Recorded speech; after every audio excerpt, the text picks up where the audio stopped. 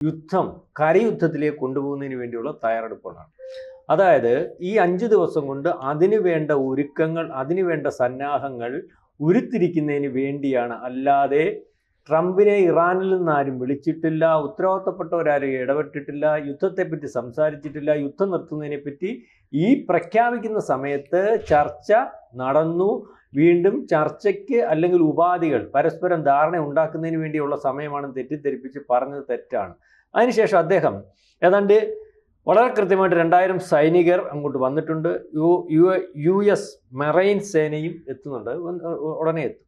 അപ്പോൾ ഗാർഗെ ദ്വീപ്, നമ്മൾ പലവട്ടം പറഞ്ഞതുപോലെ ഇയാളുടെ ലക്ഷ്യം ഗാർഗെ ദ്വീപാണ്. ഗാർഗെ ദ്വീപിൽ കഴിഞ്ഞ ദിവസം ആക്രമണം നടത്തിയപ്പോൾ ഇയാൾ ബാക്കിയുള്ള പ്രദേശത്ത് അവിടുത്തെ സൈനിക താവളങ്ങൾ മറ്റ് കാര്യങ്ങൾക്കകത്തെല്ലാം ആക്രമണം നടത്തുമ്പോഴും ഗാർഗെ ദ്വീപിൽ അവരുടെ ഏറ്റവും വലിയ സംഭരണശാലയായിട്ടുള്ള അല്ലെങ്കിൽ ക്രൂഡ് ഓയിൽ സംഭരണശാല, അത്തരത്തിൽ അതിൻ്റെ കാര്യങ്ങൾ, അതായത് ഈ ഇറാന്റെ സാമ്പത്തിക സ്രോതസ് അല്ലെങ്കിൽ ഏറ്റവും വലിയ എണ്ണ സംഭരണശാല, ലോകത്തിലെ തന്നെ ഏറ്റവും വലിയ സംഭരണശാല, അത് ഇറാന്റെ ഭാഗമായിട്ടിരിക്കുന്ന, അതിനകത്ത് യാതൊരു കേടുപാടുകളും സംഭവിപ്പിക്കാതിരിക്കുന്നു. ഇതിനകത്ത് ഒന്നെങ്കിൽ കേടുപാട് സംഭവിച്ചാൽ എണ്ണയ്ക്ക് അകത്ത് ലോകത്തിന്റെ ലഭ്യതക്കുറവ് വരുമെന്നുള്ളതും കൂടാതെ ഇത് അതുപോലെ നിർത്തിയാലേ നാളെ കാലത്ത് അവിടെ കയറിയാൽ ഇത് പിടിച്ചെടുത്തുകൊണ്ട് പോകാൻ പറ്റത്തുള്ളൂ. കാരണം വെനസ്വേലയുടെ കാര്യം പറയുന്നു.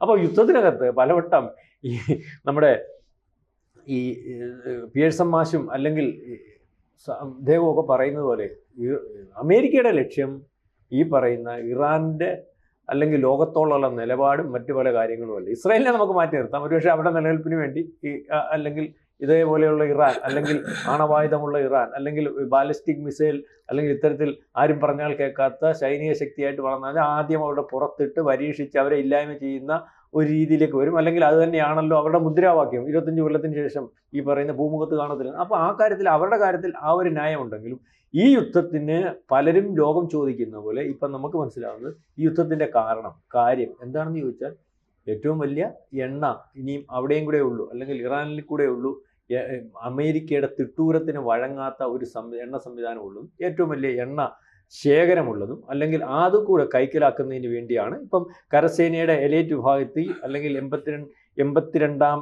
ഡിവിഷൻ ഒരു ബ്രിഗേഡിനെ വിന്യസിച്ചിട്ടുണ്ട്.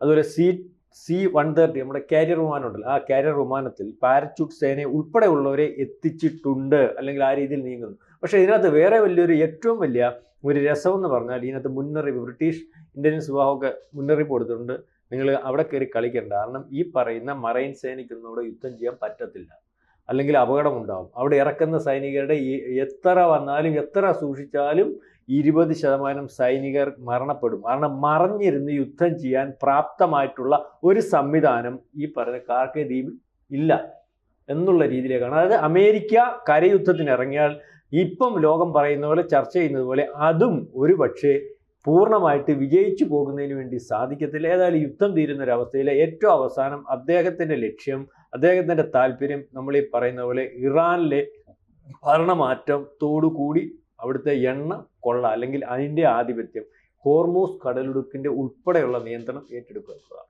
തീർച്ചയായിട്ടും ശരിയാണ്. പക്ഷേ അമേരിക്ക ഇത് വളരെ വളരെ വളരെ പ്രധാനപ്പെട്ട ഒരു നീക്കമാണ്. അമേരിക്ക നടത്തുന്ന ഓരോ സന്ധി സംഭാഷണവും കൂടുതൽ ശക്തമായ യുദ്ധത്തിന് വേണ്ടിയുള്ള എടുക്കുന്ന ഒരു പിന്നോട്ട് വെപ്പാണ്. പിന്നോട്ട് വെപ്പ് വെച്ചാൽ അങ്ങനെ പിന്നോട്ട് വെച്ചു എന്നൊരു തോന്നലുണ്ടാക്കുക, ശത്രുവിനെ തകർക്കാനും പറ്റും, അത് ഒരു തന്ത്രമാണ്. രണ്ടാമത്തെ കാര്യം, എണ്ണ തന്നെയാണ് അമേരിക്കയുടെ ലക്ഷ്യം. അമേരിക്കക്ക് ഇതിനകത്ത് എന്തെങ്കിലും തരത്തിലുള്ള രാഷ്ട്രീയമോ ഈ അന്താരാഷ്ട്ര നമ്മളിപ്പോൾ ഇസ്ലാമോഫോബിക് എന്നൊക്കെ പറയുന്ന അന്താരാഷ്ട്ര രാഷ്ട്രീയമോ ഒന്നും ഇപ്പോൾ അമേരിക്കയ്ക്ക് ഇല്ല എന്നുള്ളതിൻ്റെ തെളിവ് എന്താ? 92% ക്രിസ്ത്യാനികളുടെ രാജ്യമാണ് വെനിസുലയുടെ തലവൻ മഡുറോയെ രാത്രിക്ക് രാത്രി കടത്തിക്കൊണ്ട് പോയിട്ട് ഒരു രാജ്യം കൈയടക്കുന്നതിൽ എന്ത് മതമുണ്ട്, എന്ത് സമുദായമുണ്ട്? അല്ലെങ്കിൽ തന്നെ സാമ്രാജ്യത്വത്തിന് എന്നാണ് മതം ഉണ്ടായിട്ടുള്ളത്, എന്നാണ് സമുദായ സ്നേഹം ഉണ്ടായിട്ടുള്ളത്? അവർക്ക് സാമ്പത്തിക താല്പര്യങ്ങളും അധിനിവേശവും തന്നെയാണ് താല്പര്യം. വളരെ ക്ലിയറാണ് ഇപ്പോൾ. പക്ഷേ ഇപ്പോഴത്തെ ഒരു അവസ്ഥ, അമേരിക്ക ഇറാനെ തകർക്കുന്നതിന് തന്നെ പ്രശാന്ത് സാർ പറഞ്ഞൊരു കാര്യം വളരെ ശരിയാണ്. എണ്ണയാണ് അവരുടെ താല്പര്യം. ലോകത്തിലെ ഏറ്റവും ശക്തമായ എണ്ണപ്പാടം ഇറാന്റെ കയ്യിലാണ് ഉള്ളത്. അത് തകർക്കുന്നതിന് പിന്നിൽ അത് സ്വന്തമാക്കുക എന്നതിലേറെ അത് മറ്റാർക്കും കിട്ടാത്ത വിധം നശിപ്പിക്കുക എന്ന താല്പര്യം കൂടിയാണ്. അതാണ് അമേരിക്കയുടെ വിനാശകരമായ താല്പര്യം. സ്വന്തമാക്കുകയാണെങ്കിൽ സാമ്രാജ്യത്വ മനസ്സിനൊരു പോസിറ്റിവിറ്റി നമുക്ക് കാണാൻ അല്ല, പറ്റും. നശിപ്പിച്ചിട്ടില്ല സാറേ, എണ്ണ നശിപ്പിക്കാതെ അവിടെ പാടം നശിപ്പിച്ചിട്ടില്ല, അതിന്റെ വട്ടമുള്ള അൻസാരികളെ നശിപ്പിച്ചിട്ടുള്ളൂ. അതായത് പിടിച്ചെടുത്തിട്ട് എണ്ണ അവിടെ കസ്റ്റഡി വെക്കാൻ തന്നെ ഇപ്പോഴത്തെ തീരുമാനം. തീർച്ചയായിട്ടും കസ്റ്റഡിയിൽ വെക്കുന്നതിന്റെ പിന്നിൽ ഇറാൻ ആയതുകൊണ്ട് വേറൊരു കാര്യം കൂടി ഉണ്ടെന്ന് ഞാൻ പറയുന്നത്. അവർക്ക് കിട്ടണമെന്ന് മാത്രമല്ല, ആർക്ക് കിട്ടാൻ പാടില്ല. ഇപ്പോൾ സാങ്ഷൻ വന്നതിന് ശേഷം അമേരിക്കൻ ഉപരോധം ഇറാൻ അനുഭവിക്കാൻ തുടങ്ങിയിട്ട് 10-40 കൊല്ലമായി.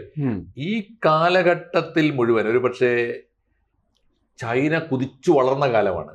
ചൈനയ്ക്ക് ഏറ്റവും കൂടുതൽ ഫ്യൂവൽ ആവശ്യമുള്ള കാലം, ഇന്ധനം ആവശ്യമുള്ള കാലം. ഈ കാലം മുഴുവൻ കുറഞ്ഞ വിലക്ക് ഇറാന്റെ എണ്ണ ഏതാണ്ട് 90% എണ്ണ ഉപയോഗിക്കുന്നത് ചൈനയാണ്. ഇന്ത്യക്ക് ലഭിക്കുന്നുണ്ട്, ഇന്ത്യക്ക് കിട്ടുന്നുണ്ട് ഗ്യാസ്. ഇന്ത്യക്ക് കൊണ്ട് ഇറാന്റെ ഒരു സമ്പത്ത് എന്താന്ന് വെച്ചാൽ എണ്ണയോളം സമ്പന്നമായി പ്രകൃതിവാതകമുണ്ട്, ഗ്യാസും ഉണ്ട്.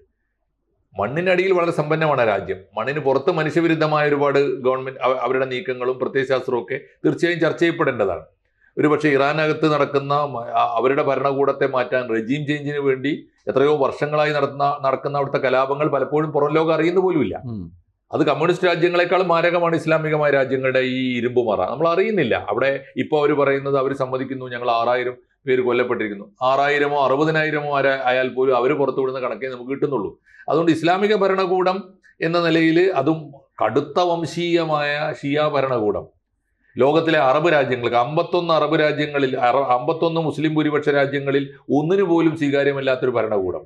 ലോകത്ത് സമാധാനം വിതക്കുമോ, അത് അമേരിക്കൻ വിരുദ്ധമാണ് എന്ന ഒറ്റ കാരണത്താൽ ന്യായീകരിക്കാവുന്നതാണോ എന്നൊക്കെ രണ്ടാമത്തെ കാര്യം.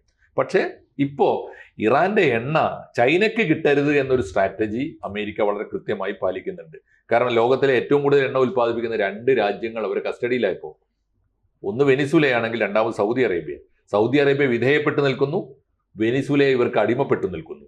2 തരത്തിലാണ്. മൂന്നാമത്തെ രാജ്യം ഇറാൻ എണ്ണ കിട്ടാതിരിക്കുക, ഇറാന്റെ വളർച്ചയെ ഇവർ ഭയപ്പെടുന്നുണ്ട്. ഒപ്പം ഇപ്പോ ഇറാൻ ഈ നടുവേ പിളർന്നു പോയിട്ടും ഇറാൻ ഈ പോരാട്ടം തുടരുന്നതിന്റെ പിന്നിൽ ഖാർഗ് ഐലൻഡ് ഉൾപ്പെടെ രക്ഷിക്കാൻ അവർക്ക് സാധിക്കുന്നുണ്ടെങ്കിൽ അതിന്റെ പിന്നിൽ സൈലന്റ് ആയിട്ടുള്ള ഏറ്റവും വലിയ ശക്തിയായി റഷ്യ വർത്തിക്കുന്നുണ്ട്. റഷ്യയും ചൈനയും ചേർന്ന ഒരു അച്ചുതണ്ട് അമേരിക്കക്കെതിരായി രൂപം കൊള്ളുന്നു എന്നതാണ് ഒരു പക്ഷേ ഈ യുദ്ധത്തിന്റെ ഏറ്റവും പൊളിറ്റിക്കൽ റിസൾട്ട്. അതിനെ നമ്മൾ പോസിറ്റീവായിട്ട് കാണുകയും വേണം. കാരണം ഇപ്പോൾ പ്രശാന്ത് സാർ കൃത്യമായിട്ട് പറഞ്ഞതുപോലെ ഈ യുദ്ധത്തിൽ ഇസ്രായേലിനും, ഞാൻ എപ്പോഴും ആവർത്തിച്ച് പറയുന്നതാണ്, ഇസ്രായേലിനും ഇറാനും അവരുടേതായ ന്യായങ്ങളുണ്ട്. അവരുടേതായ ന്യായങ്ങൾ 2 കൂട്ടരും പറയട്ടെ, 2 കൂട്ടരോട് നമുക്ക് വിയോജിക്കുകയും ചെയ്യാം. പക്ഷേ അമേരിക്കക്ക് എന്ത് ന്യായമുണ്ട്? അമേരിക്ക കൊണ്ടു നടക്കുന്നത് ഈ ആർത്തിയാണ് ഒരു ഭാഗത്ത്, 2 മനുഷ്യവിരുദ്ധ, മനുഷ്യത്വ വിരുദ്ധവും ദേശവിരുദ്ധവുമായ വെനിസുലയുടെ ഭരണകൂടത്തെ കടത്തിക്കൊണ്ടുപോകാൻ എന്ത് ന്യായമുണ്ട് ഭൂമിയിൽ? അപ്പോൾ ഈ 2 കാര്യങ്ങൾ. അതുകൊണ്ട് ലോകത്ത് പോസിറ്റീവായ ഒരു നീക്കം നടക്കുന്നുണ്ട്. കൂട്ടത്തിലൊരു കാര്യം കൂടി ഞാൻ ചേർത്ത് പറഞ്ഞ് സാർ അവസാനിപ്പിച്ചോളൂ. അതായത് ഇപ്പോൾ ഇന്നലെ ഇന്ത്യൻ പാർലമെന്റിൽ ഇന്ത്യയിലെ പ്രതിപക്ഷം സർവകക്ഷി യോഗം വിളിച്ചല്ലോ. രാജ്നാഥ് എൻ്റെ അധ്യക്ഷതയിൽ സർവകക്ഷി യോഗം വിളിച്ചു പാർലമെന്റ് ഹൗസിൽ.